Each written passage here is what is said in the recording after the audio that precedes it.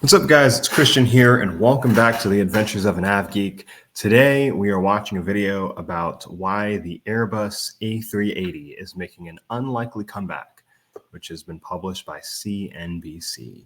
So we know that around, I don't know exactly, but it was either sometime between 2019 and 2021 when the Airbus when Airbus cut production of the Airbus A380 because it wasn't getting the sales that they anticipated that the Airbus A380 would get, because simply it's past its time. It came out during a time in the mid 2000s, 2010, early 2010s, when aviation was moving towards fuel efficient aircraft that could serve point to point flying rather than the hub and spokes model. And Wendover Productions made a whole video about why the Boeing 787 gained way more sales than the Airbus A380.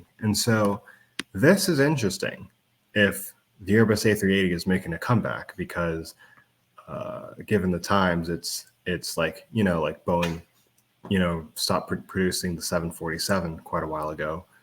And it was like during COVID, like for example, like here in Las Vegas, British Airways' flight from here to London used to be flown on a Boeing 747-400. And it was after COVID that British Airways, stopped flying all their 747s and went for the Airbus A350-1000 to serve that same route. And so, yeah, it'll be interesting to see what kind of comeback the Airbus A380 is making. So let's get into it. We're about to fly on an Airbus A380, the biggest commercial plane in the world. It's so big that most airports can't accommodate the size of it. That's actually why you can't see it in the shot right now, because the gate itself is so big that it's blocking the view of the plane. Wow.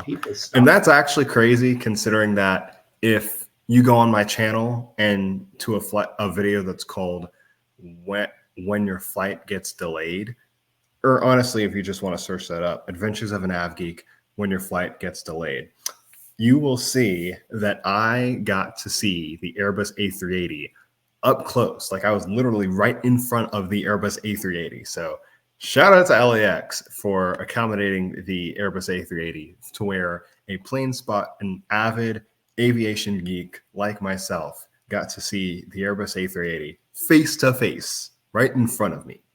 That is amazing. Just wanted to say that.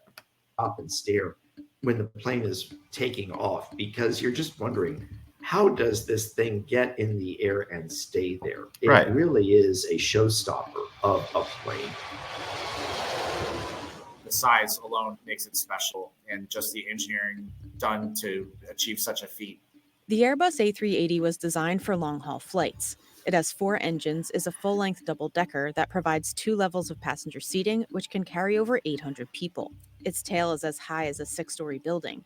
Its wingspan is just over 261 feet, which is longer than the plane itself. It has a range of 8,000 nautical miles and a takeoff weight of over 1 million pounds. Wow. Technically, it was a sort of adventure. Having this full-length double-deck aircraft was never done before. And from the early discussions to the freeze of the architecture of the aircraft, yes, it took us about 10 years. When it debuted, the A3... Real quick, like for perspective, I had to do a paper for a class called technical report writing, or not a paper. We had to make a poster, and I made my poster about the Boeing 777 because it's my second favorite plane and what makes it amazing. And for my research in that paper, I found out that the maximum takeoff weight for the Boeing 777-300ER is 660,000 pounds, around that level. And the 777-300ER is huge. And this Airbus A380, 1 million pounds, it can take off with. That's insane. Okay. Seating, which can carry over 800 people. Its tail is as high as a 6-story building. Its wingspan is just over 261 feet, which is longer than the plane itself. It has a range of 8,000 nautical miles and a takeoff weight of over 1 million pounds. Technically, it was a sort of adventure. Having this full-length double-deck aircraft was never done before. And from the early discussions to the freeze of the architecture of the aircraft, yes, it took us about 10 years. Wow. When it debuted, the A380 overtook the long-reigning Boeing 747 as the biggest wide-body airliner. But demand for such big 4-engine planes didn't last long. Right. The executives at Airbus may have watched Field of Dreams one time too many, because I think they had an if you build it, they will come moment with the A380. In 2019, one A380 was priced at $445 million. Airbus sold 251 planes to 14 airlines, but Emirates was by far its biggest customer. Mhm. We are a major airline when it comes to the hub and spoke. So it played a major role in carrying as much passengers via Dubai. And that's the thing. The Airbus A380 works really well for a hub and spokes model and especially for Emirates too, when they're flying like Dubai to London Heathrow, where Heathrow has such strict, it's so hard to get slots in international airports like Heathrow, like Dubai, like Charles de Gaulle, like LAX, like JFK, New York. For airports like these where it's like really hard and really expensive to get slots, the Airbus A380 works amazingly, because then you get to max out your return on investment, I guess you could say. So in that perspective, the Airbus A380 works amazing. And so that's why Emirates bought a whole bunch of them, because it maximizes their operations tremendously Into the rest of our network. So the A380 has been quite crucial. Orders peaked in the early 2010s, then started to decline. During the COVID-19 pandemic, it was one of the most heavily impacted fleets due to its sheer size and cost to operate, along with the near halt to international long-haul travel.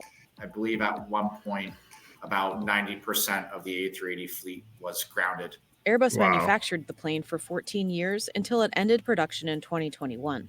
Many thought it was the end for the super jumbos, but the A380 has been making a comeback, with several airlines pulling planes out of retirement. CNBC explores how the A380 became the biggest passenger plane in the world and what the future looks like for the massive jet.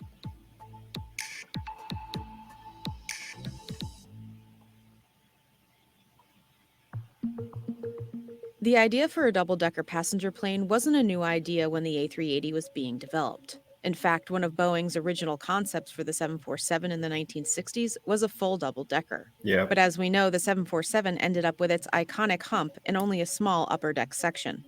Before Airbus designed the A380, it actually had talks with Boeing, and the two of them began working jointly on what they called an ultra high capacity aircraft, an airplane that would be larger than the Boeing 747 and designed to fly long distances as the 747 did.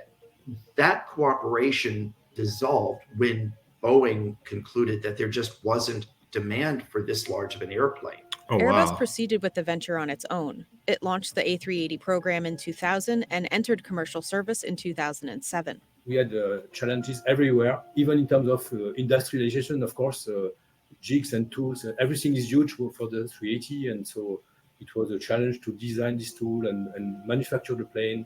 Designing a new plane is a huge undertaking and a costly one. It's estimated that Airbus has invested perhaps $25 billion, maybe more, maybe a little less on the A380. And Wow. they did not come close to earning that money back. The company ran into lots of issues and delays, causing the stock price to drop nearly 26% at one point.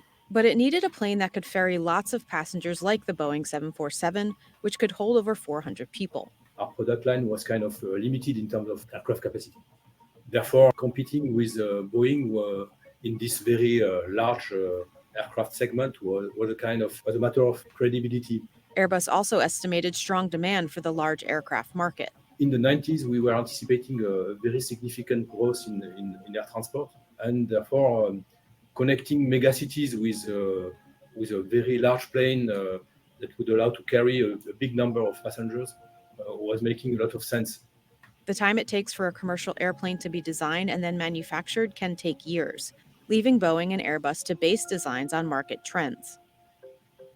If you looked at the way Boeing was looking at the world, there were hub and spoke systems that form the foundation of a lot of air travel networks today. But Boeing's bet was that these networks would continue to become more scattered and there will be more point-to-point routes and a move away from hub and spoke. In the hub and spoke model, passengers are funneled through large hubs to connect onto other destinations. The point-to-point model moves passengers between destinations directly without routing them through a central hub.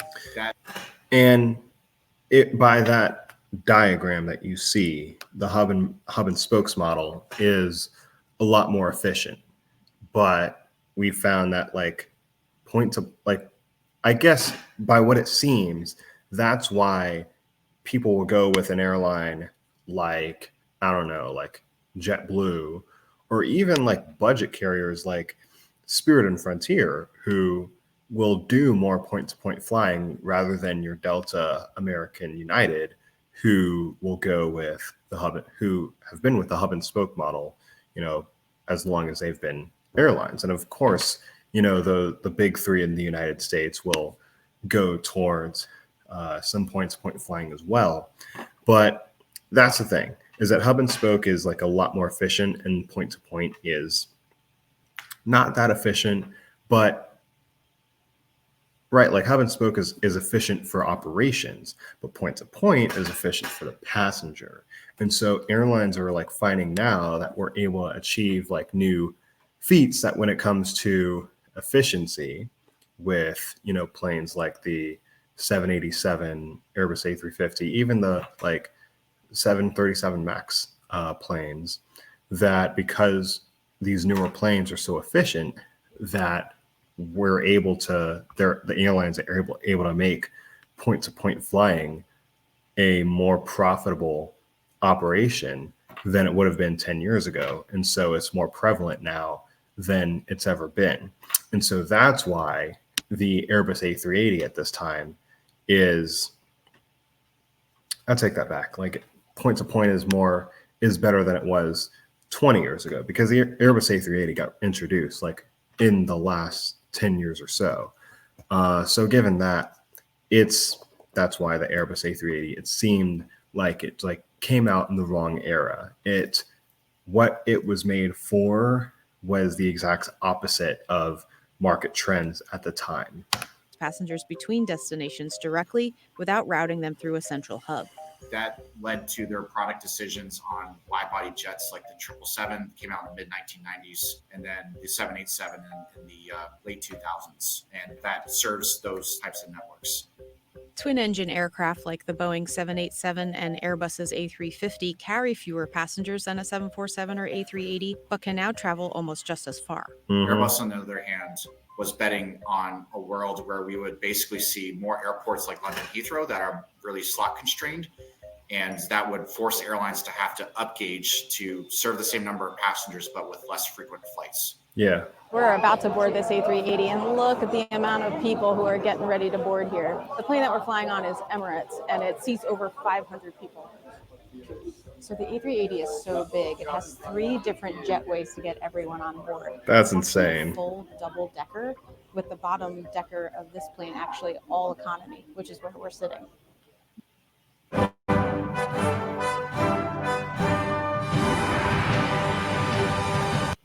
Sorry about that.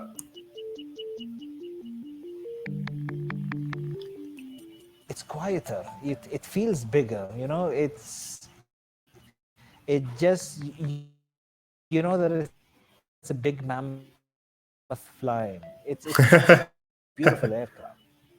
It has 2 sets of doors, one with 120 That looks windows. beautiful. The A380's first commercial flight was in 2007, operated by Singapore Airlines. The A380 is definitely a passenger-friendly plane, but it's definitely also not for every airline and not for every route that an airline may operate. Emirates is the largest customer and operator of the Airbus A380. Out of the 251 planes ordered, Emirates took delivery of almost half of them. The A380 is a beautiful product. We've trusted the brand, we've trusted the aircraft itself. If you look in the cabin, it kind of looks like any other wide body, but the fact that there's an entire other level above us makes the A380 so massive. Yeah. The double-decker plane has allowed airlines like Emirates and Etihad to offer high-end amenities in flight, like full suites with... Yeah, that's a thing too, is with the Emirates A380. I mean, with the A380, Emirates, Qatar, Singapore, who else was I about to mention? Etihad. They're able to take these planes and like still have like really good capacity for economy, business, even premium economy sometimes. But then their first class, they're able to do like things that you never could have with other planes in the past, which is really amazing. Fly flat beds, lounges, and even in-flight showers. Airlines have made their A380s very pleasant for passengers, even in economy. It's quiet, which is important. There are high ceilings, there's plenty of overhead stowage, space for carry-on bags. And when you fly on an Emirates A380, you can have your Polaroid taken. While its big size does allow for more onboard amenities and seats, it was a challenge for some airports. So when the A380 came out, a lot of airports were scrambling to figure out how to fit it. And some large hubs had to modify their gates to be A380 ready. Mm-hmm. The amount of infrastructure work that airports have had to make to accommodate the A380 is quite substantial. Yeah. There are really only a handful of airports that are certified to handle the A380 on an everyday basis. The A380 doesn't take up any more runway to take off or land than, say, a 747. But they did have to make sure that they had enough space between taxiways and runways because the A380's wingspan is simply so large and thus so wide. Mm-hmm. The size and economics did limit the marketing power of the plane. While many of the U.S. airlines did have 747s, not a single one bought an A380. So the U.S. airlines certainly gave the A380 consideration, but they concluded that the 380 just wasn't right for them. For airlines with ultra long-haul flights like Dubai to Auckland, the A380 is a good fit. We need to acknowledge that this aircraft is there to serve a sort of niche market, legs between megacities, highly congested airport. With other carriers not seeing the importance of that A380, that's absolutely depending on their network. But for us, we believed in the A380 and we still do. What we've generally heard from airlines is that when you can fill an A380, the unit costs, as in the costs per seat, are very attractive. But of course, consistently filling 550 seats is far more difficult than consistently filling a 350 seat wide body. Mm-hmm. In the early 2000s, when the A380 was being developed, orders were already declining for its main competitor, the Boeing 747. The economics of four-engine aircraft in general are declining.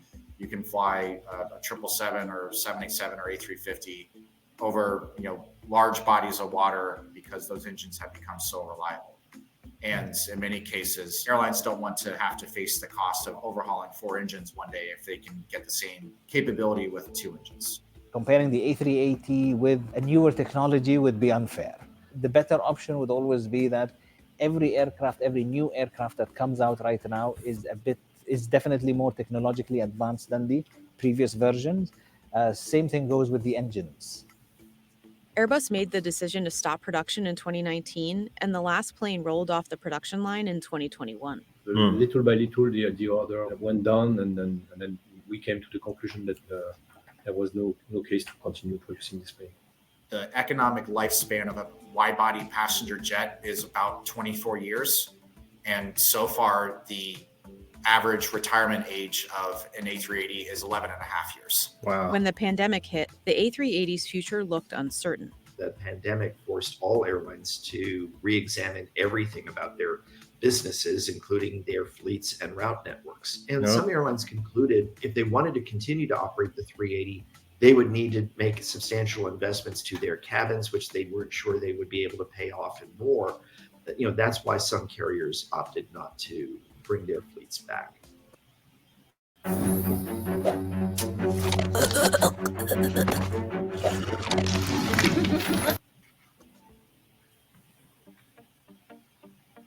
Despite all the challenges, there's still a long future for the A380. That aircraft has probably a little longer future than even we thought, surely, some time ago. Passengers love it, the crews love it, and we will now very soon start to also upgrade the product in the 380 in business Really? class, which we wouldn't do if we expect the airplane to be grounded soon. Post-pandemic travel returned at a rapid pace. That, along with delivery delays, have many airlines turning back to their A380 fleet when they thought they were previously retired. We have our retrofit program that we're currently on of around $2 billion that we're spending on retrofitting our 120 aircrafts. 67 of them will be the A380s. Congested airports and ultra-long-haul travel aren't going away either. Many of them selected this plane because it's a very efficient plane to carry a big number of passengers between megacities. It's still very efficient in terms of fuel burn per seat. And the plane is still popular among enthusiasts. The A380 has been a crowd puller, and it still is. While it was no longer viable to keep producing the plane, Airbus still sees the A380 as a success and will continue to support the aircraft for years to come. Many things that we learned from the 380 were carried over to the 350, and many innovations that were decided at the time of the 380 now are part of the 350 DNA and foundations. Airbus expects the A380 to be flying for the next 2 decades and is currently still being operated by 10 airlines, including Emirates, Lufthansa, Etihad, and British Airways. A majority of Boeing 747s are now cargo planes, but that's not an option with the A380. What? There were cargo versions proposed, and both Federal Express, FedEx, and UPS had expressed interest. The conclusion was that the added strengthening that would be required to the aircraft floors would be way too much and reduce the viability of the aircraft. Because it's already taking off it already is able to take off with 1 million pounds, and to just add more to that would, yeah, I get that. I see. That would have been really cool though to see like an Airbus A380 freighter, just like we're seeing now with the Boeing 747 Craft. So we just landed and the flight was super smooth. Takeoff, landing, cruising, not too many bumps. Boarding and deboarding did take a long time. Oh, I bet. Besides that, everything went well. There are certainly people that think Airbus was chasing the largest aircraft, and others will say that it may have come too early. We could maybe be facing the type of constrained airport environment that they hypothesized where an A380 could fit really well. It's impressive engineering. A lot of credit deserves to be given to the designers and engineers and others at Airbus that helped bring this airplane to life. It's unfortunate it just wasn't more of a commercial success. Now, I do think, like, with what we've learned so far, now that I think about it, the Airbus A380, it really very well could keep flying for the next 20 or so years, because with population growth, travel rates are only going to keep getting up. But airports can't just keep what's the word I'm looking for? They can't just keep upgrading their airports, every, decade or so. And so that's honestly like what it seems like with population growth and travel growth and everything, is that like airports are genuinely like constantly improving their, like changing something with like their, with their architecture and like the structure of the airport to make it bigger, more efficient, blah, blah, blah, blah, blah. And so, but I guess with that, like airports just can't keep doing that all the time. And so when thinking about it from that perspective, that's when it's actually really suitable for the Airbus A380 that's where the A380, what's the word, the term I'm looking for, that's its time to shine, is because travel rates and how many people are traveling, that's only going to get bigger. And so it's probably the Airbus A380 that's going to be able to fill in that demand. And of course, there's a a valid competitor in Boeing with their Boeing 777X that has even more capability than their already very capable 777-200-300ER. So yeah, that's my take on what we've learned so far. Definitely an interesting video, seeing how the Airbus A380 has developed and where it does have a future in this industry. And if I'm not mistaken, that's the end of this video, but I just want to make sure. Yeah, that's the end of the video. So yep, that is it. Thank you guys so much for watching. If you like this video, please leave a like and comment. Let me know what you think, if the Airbus A380 does have a future to come, or if it's kind of done now. I'd love to hear your thoughts. Let me know down in the comments. And if you want to see more of these videos, let me know too, because I've been making these videos reacting to aviation news whenever I'm not able to go plane spotting. And so if you like these videos, please let me know and I will give you more. I also do continue to make videos about reacting to aviation news and what's happening in the aviation industry.